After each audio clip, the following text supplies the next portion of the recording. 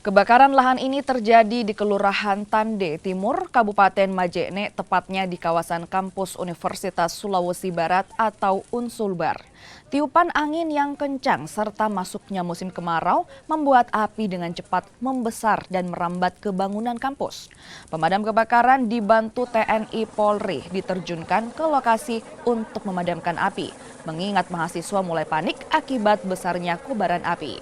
Api akhirnya bisa dipadamkan 2 jam kemudian.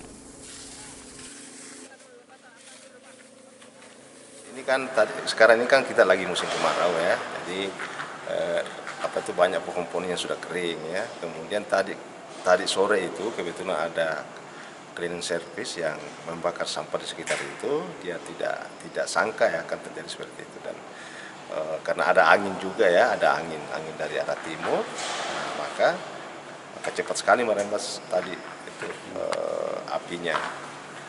Tapi alhamdulillah kita tadi sudah ada pemadam ya, sudah ada pemadam dari Tinambung, dari Majene datang ini, jadi sekarang itu sudah apinya sudah mulai padam. Kita berharap bahwa sekarang ini lagi musim kemarau, jadi kita harus berjaga-jaga, jangan membakar sampah sembarangan atau membuang pintu rokok sembarangan karena ini sangat cepat.